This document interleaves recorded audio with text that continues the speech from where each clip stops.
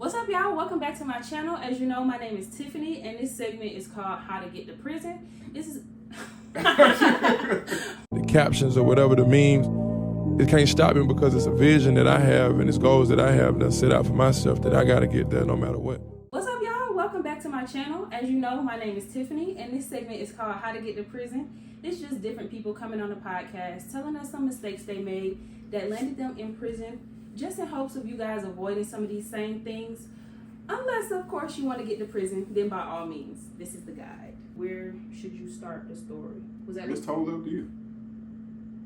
Every summer, I would work with my uncle. He had a roofing company, like since the age of 12. And I started off just getting the shingles. This is how I was able to get like school clothes or whatnot.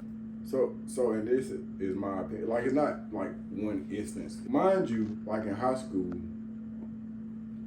I think like in 11th grade, I think I may have gotten like perfect attendance. Like missing school and skipping school was not like really a big thing. And then I think as a young adult or a person who is starting to smell themselves a little bit, you get a little anticipation because you're not sure what's going to happen after high school.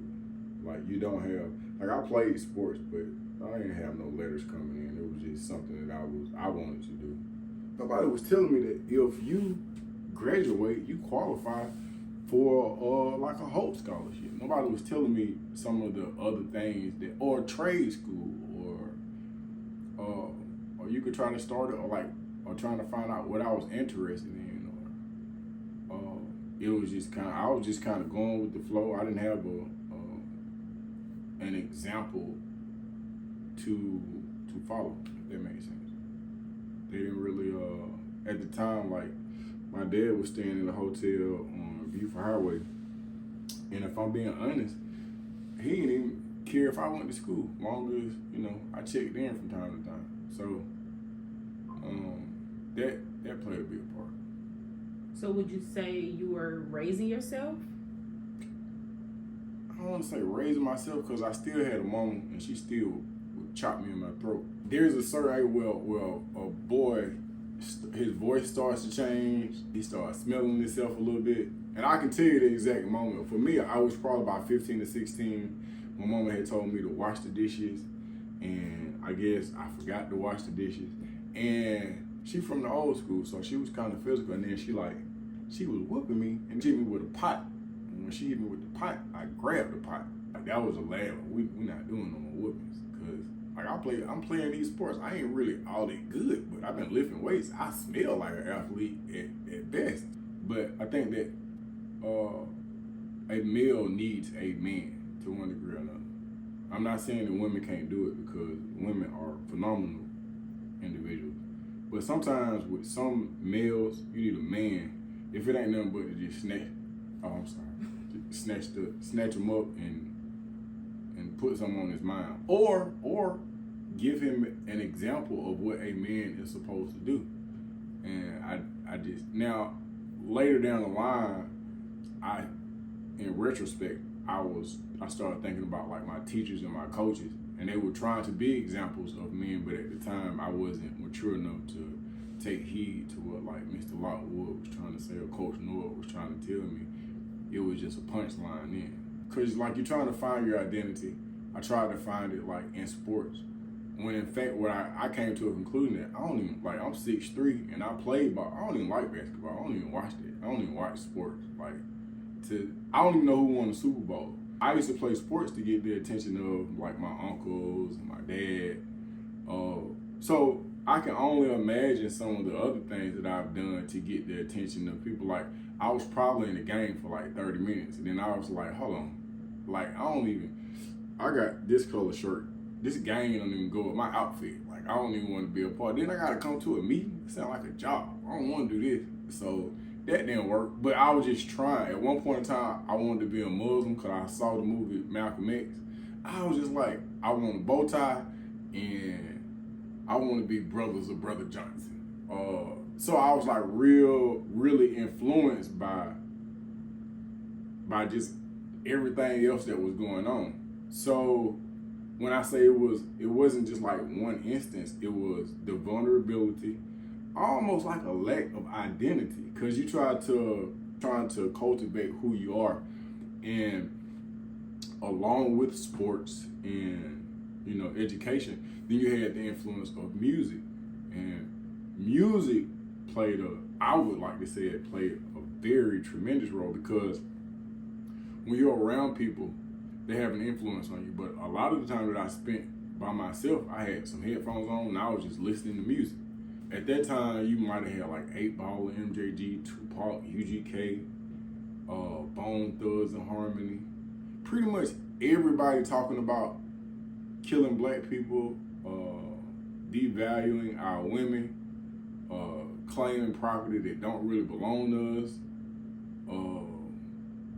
beating up this, excuse my language, beating up this subliminal nigga, and taking his girl and taking his money and tricking him and all that. So then a thought begins to its birth.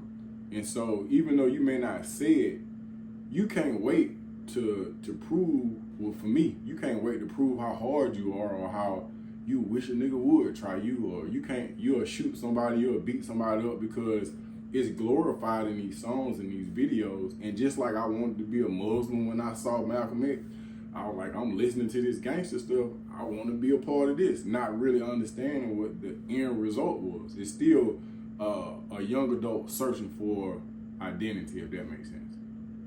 Then like money played a big part too, because when you can go from staying at a hotel smelling like cigarettes because somebody been smoking crack all night, and cigarettes apparently go good with crack, to you like being 18 and having 2 or 3 cars, going shopping and doing some of the things that, not even understanding the value of money or the risk that you're taking, and then having a child on the way and thinking that this is what a responsible person does. You, the mother of your child or soon-to-be child, needs stuff, so you rob more people, as opposed to saying, hey, stupid, pipe down and get it in order. So you committed a robbery before the one that landed you in prison? Several. I have robbed somebody and got like an old Marta card and a 50-cent piece. I done robbed somebody. Now I was like, man, robbing people on the street, it's time consuming, because they just as broke as I am. And so then I was just like, I got the bright idea. I was like, you know what? I'm gonna rob a store. So like the first place I robbed was at the corner of Redan and South Harrison. There used to be a Piggly Wiggly and an Eckerd Drugs. So I was like, well, I had some guys with me. And as much as I needed to be led, I've always had the gift of gab.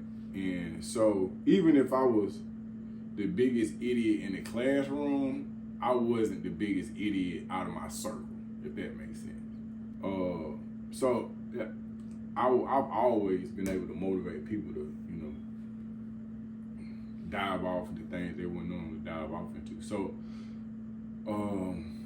we robbed the Eckerd Drugs, it's not there anymore, for a box of White Owls, maybe about $300. Used the money to go get a hotel on Wesley Chapel, and spent the rest of the money on some marijuana and some Popeye's chicken. How old were you? 19. So I literally I was supposed to walk in June of 96.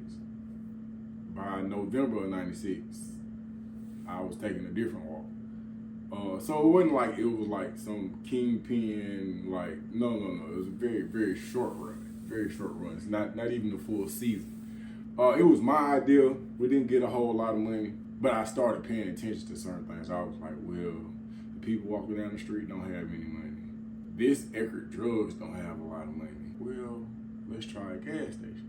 So then we robbed the gas station. Then I started figuring out, I was like, well, you really need to rob a bigger gas station, which translates to a grocery store.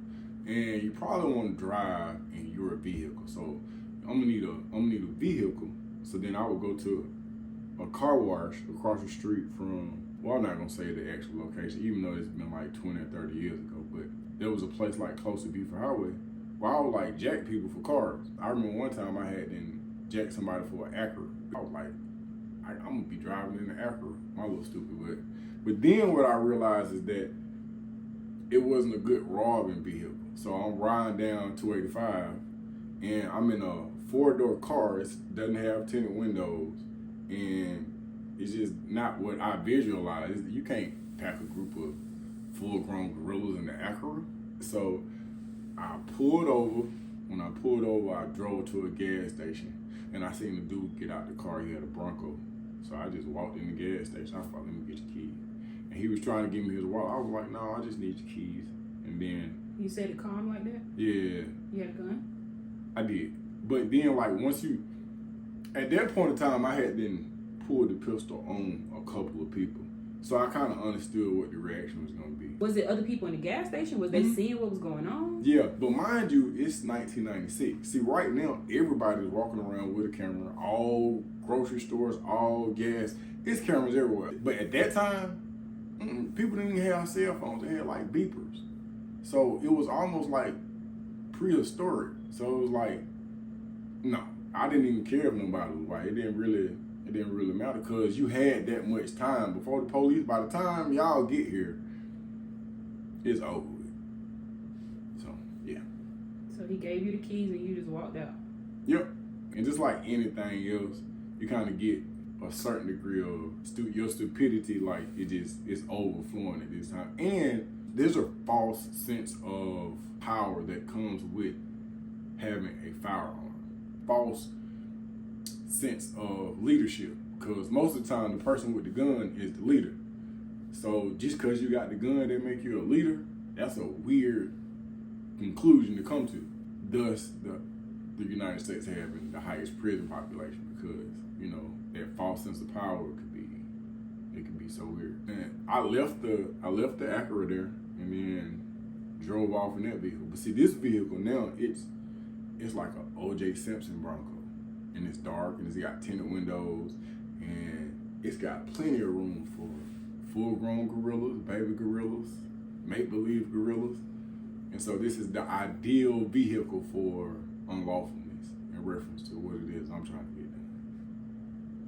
And did you go straight to robbing when you got the vehicle, or you went home? Because you still got to prep the people, because now you got to figure out what you're going to rob, how you're going to rob, who you're going to involve, and to what extent are they gonna play a part? Because, mind you, I'm the oldest one out the crew, and I'm not associating old with intelligent or smart. I don't want to live at the hotel, and I'm not gonna go to college, not at this rate, and I'm hungry, and I got a child on the way, which is like, I already had fear of trying to be a man after high school. Now I got a child on the way. I don't have a man talking to me saying like, hey, stupid, go on, you don't have a record. Why don't you just go down here and what you like to do? Go get you a job dumping trash. Mind you, I'm basing a large portion of my life off of propaganda and the Cosby Show and movies, because I was like, I remember Ricky was gonna have a baby in Boys in the Hood, and then so I was like, I gotta do this, I gotta do that. So you had to be the mastermind, have the plan, have the people. How did that? Did you go home and immediately get to work planning? So it's not like it was a mastermind. It was just like, this nigga got an idea. He's got an idea, and we don't. Whenever I was in an environment, even now, I can almost mentally structure my way through it and I come out on top. Or I try to cheat somebody who I think is a tad bit less intelligent than me. Like, if we shooting dice, I'm gonna bet on some weird ass points. And I already have in my mind that if I lose, I'm gonna start an argument. And I'm gonna probably target the person I know that is gonna shy away from conflict. If I win, then I just look like a good gambler. But if I lose, it's just gonna be all bad. So, to answer your question without venturing off, I had the vehicle. I already know I got people that's hungry, and all I gotta do is like paint a picture for them.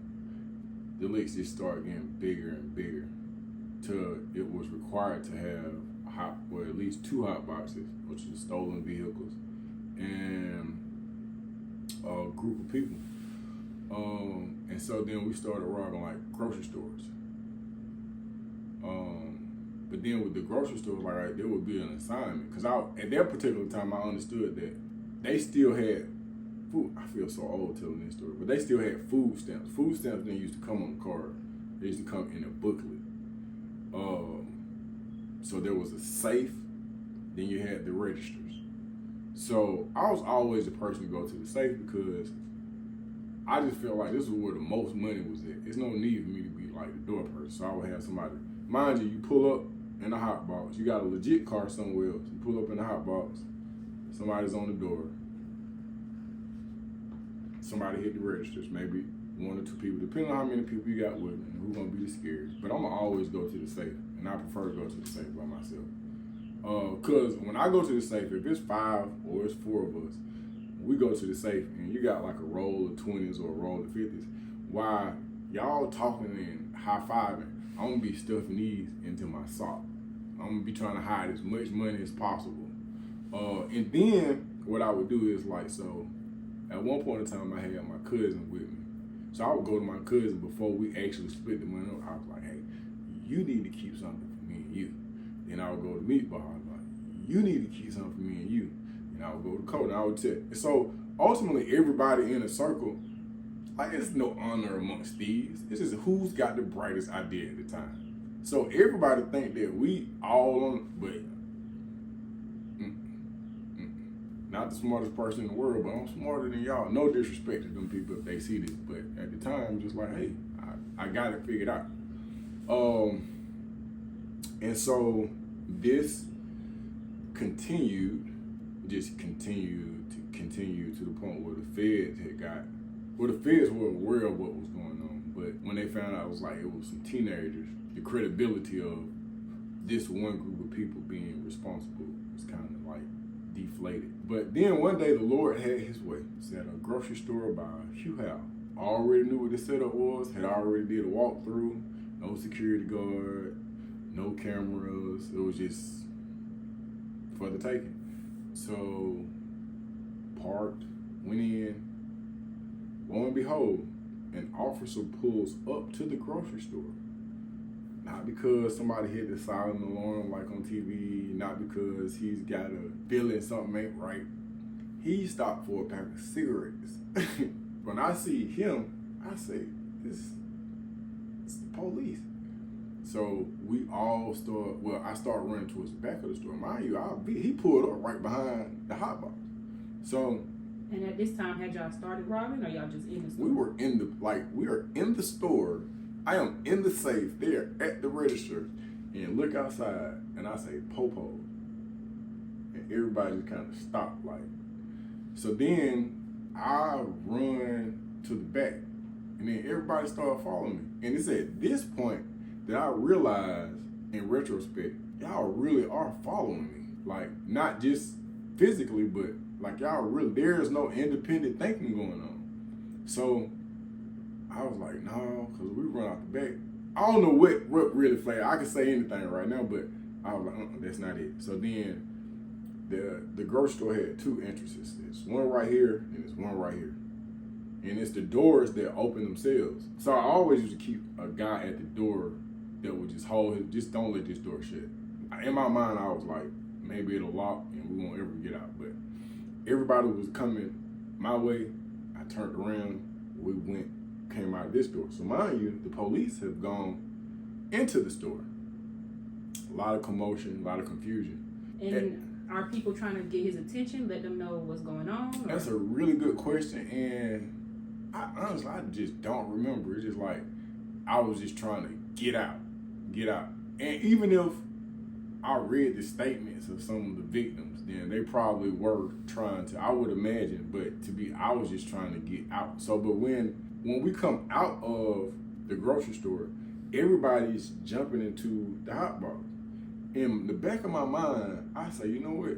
Y'all about to go on a high-speed chase. And I'm not about to be a part of that. So, as they're getting in the hot box, the police hop in his car. I'm running beside the vehicle.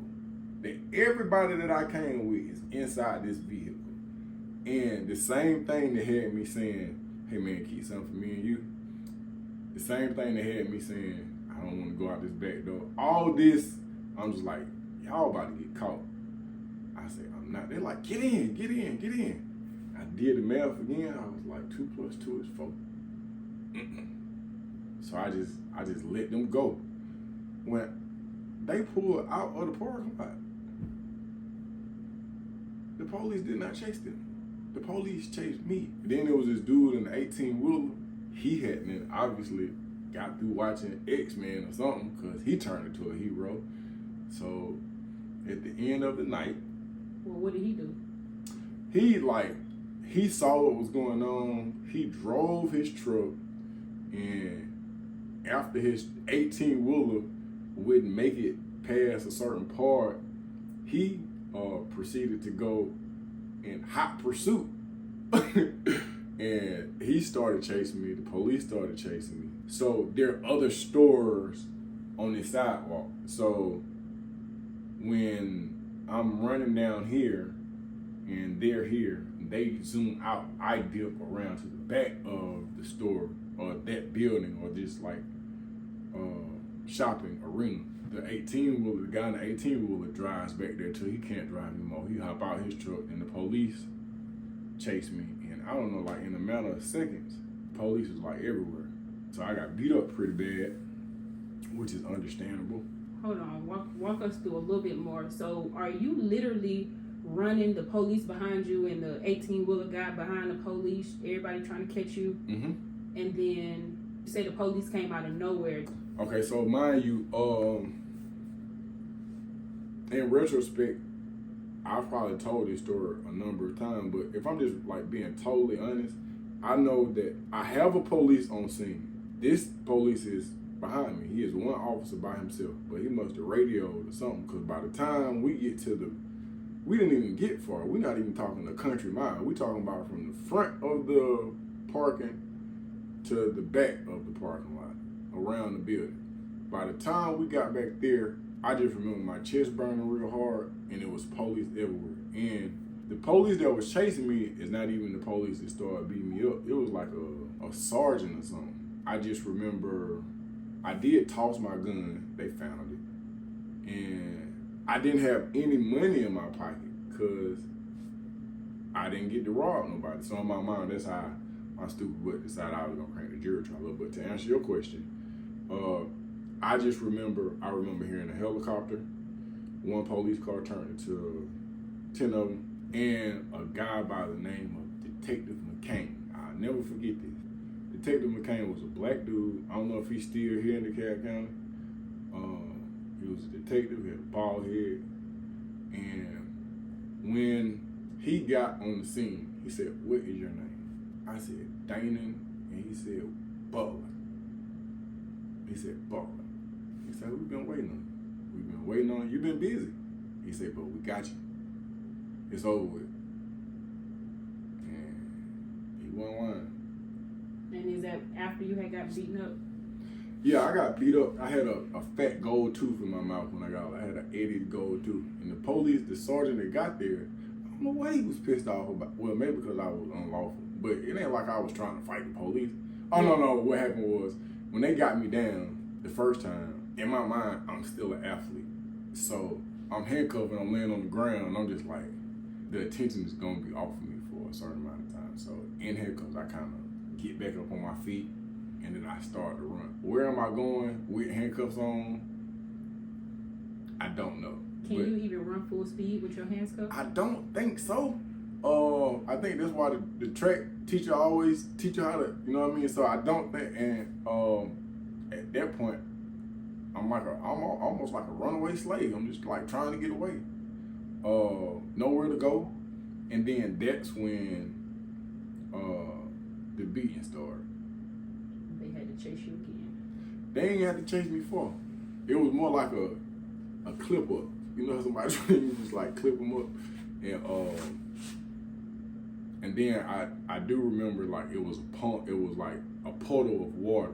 And I was just like trying to breathe and my chest was burning.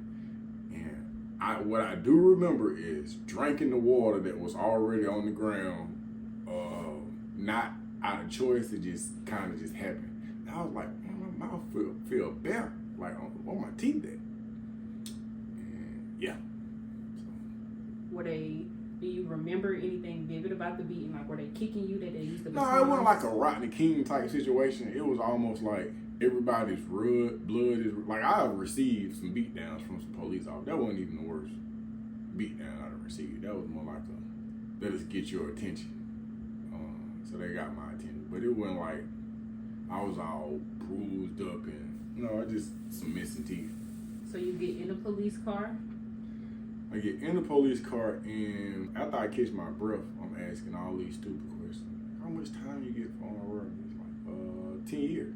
You asking that to the police? Yes. On the way to? On the way there, I'm like, now because I'm trying to get everything in order. He was like 10 years. Like 10 years. I'm like, that don't sound right. But I ain't never really been to jail. The irony of that is that in 1995, armed robbery was a mandatory 5.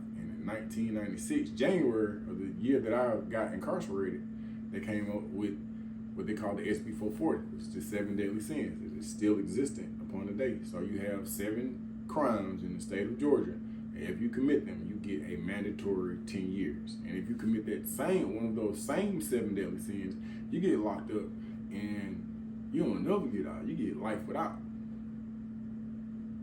So when I get to the jail, mind you, they gave me an aggravated assault and a robbery charge for every cash register in the grocery store. And that's just to pile it on. I don't remember how many it was. One was enough. And I remember naive as I was, I thought, like at one point in time I didn't have a bond. And I was trying to get a bond because I was like, if I get a bond, I'm just gonna run. Where? I have no idea. It's not like I got resources or nothing. I just watch a lot of TV. So, and I did not have a lawyer. I had a public defender. Facts. Now, I think that my mom did pay a lawyer to go get me a bond. And the bond was like $50,000, which means they wanted like $5,000. I think my people come up with $5,000. So that same night, they tell me to pack my stuff up. So I'm like, bet, I'm up out of here. So they take me downstairs, and when they take me downstairs, they fingerprint me. So I'm like, okay, so they fingerprint you again when you leave. It's not really making sense, but I'm just like, it's closer to the door. I was up on the 6th floor, so I gotta be about to go. So then, that's when they gave me the charges for the other cash registers. So what that did was, yes, you do have a bond. Yes, you are able to pay it. But now you got another aggravated assault, another armed robbery, and they ended up dropping all of those charges. They just didn't want me to bond out. If I had bonded out, I probably would be in jail now. But nevertheless, they gave me the charges so that I couldn't bond out. And when it was time to go to court, they dropped those charges. So I stayed in the county jail for like 3 years. And there's a lot that goes on in the county. I did a whole lot of fighting. And I had a guy who got locked up for like possession of something. And they told him if he get his GED, he can get probation. So in my mind, I was like, well, I'm gonna go get 2 GEDs. So I got my GED. Mind you, I was in 12th grade, so the GED was just like, I was like, this all is it? Man, I need 5 of these. So in my feeble-mindedness, I was, again, trying to be the smart person. I'm like, she was like, Mr. Butler, why are you signing up for the GED class again? Like, you just passed the class. I was like, I just really want to get this done, and such and such, such and such. And so I was just trying everything that I possibly could. Whatever I can try to do, I'm trying to do it. But I was like, well, you didn't catch a firearm on me, and technically I don't have any money from the store. So I didn't turn to a jailhouse lawyer. Mind you, I done went from dropout to GED to a lawyer, an attorney at law, all within the blink of an eye. And is it normal to spend 3 years in county before you? No, okay, so it was a lot of other robberies that was going on. So, and then mind you, they were taking me to court for the aggravated assaults. And then when I was like, I'm gonna crank the jury up, they just dropped the charges. They're saying that you're saying that I'm guilty. I'm saying that I'm not guilty. And so we have to go to trial. When you go to trial, you pick a jury of 12 people. The defense, the district attorney presents their case. I present my case. We cross-examine, and then the people, the jury, determine if you are guilty or not guilty. I went through the process of picking a jury. We had actually started the trial, and I don't know if it was God, I don't know if it was my conscience, but sometimes when people get locked up, they get like real religious. They get like real, they either like, you can't talk to them without them saying, Assalamu alaikum, my brother, or them giving you a scripture. It just be like over the top. So then I was like, what sets you apart? Like, cause you got this Bible, everywhere you go, you can't leave without your Bible. I was just like, I want to see this. Like, let's just be real with yourself. Hey, like you really did rob these people. You're kind of a bad person. That's So what you saying to yourself. This is self-talk. So I'm just like, well, you did this, and yeah, you got a relationship with God, but you really did this. Is God really gonna get you out of this? And I was like, so this is what I'm saying to myself. You broke the law. You formed a relationship with God, and God is gonna let you go free. Is that how this works? So I was like, I don't know if this is how this works. So I was like, I just had a real man-to-man moment. I was like, bro, like, I did this stuff that they say. It's not like they chunked up some, like, everything that y'all said that I did, I've done it, and I've done more. So I was just like, you know what? I don't want to go through no. And then also I had a homeboy who had an arm. They tried to rob a Waffle House at the time, and he crunked the jury up. And instead of getting them 10, they gave him like 17. So, mind you, I got a public defender.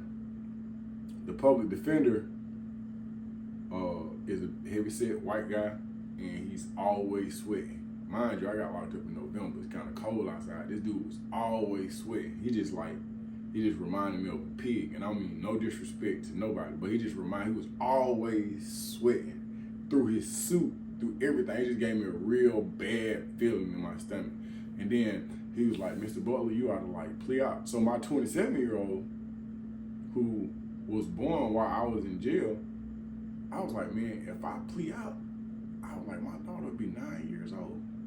He said, Mr. Butler, and this is the most serious thing that he ever said to me. He was like, if you do not plea out, she'll be 19 or she'll be 29. So I had did the math on it. You know, I got 2 GEDs. I was like, let me do the math on this shit. Like, carry the 2. I was like, you got a pen I can use? I think I'm gonna plea out. And then it was like a real noble thing to do until I was standing up, because you have to stand up, and like it was like we're about to give you a decade. I was like, man, I feel my knees are weak. Like I feel lightheaded. And my mom was like, hey, she was like, that's one thing I will say about my mom, like she stuffed her fist in my back. She was like, you was a man while you was out there doing that BS. She's like, you need to man up now. And she was like, stand up, look this man in the eye, and tape was coming to you. Mind you, I had did 3 years in the county, so I got 7 years. It's still a long time. It's just like, I was like, I just want to go home so bad. I just want to go home so bad. But I took my 10. That's how you get to prison. Well, thank you so much for being on the show, for giving us your time, for telling us your story. Mm-hmm. We definitely appreciate it. I appreciate the opportunity. Yes, sir.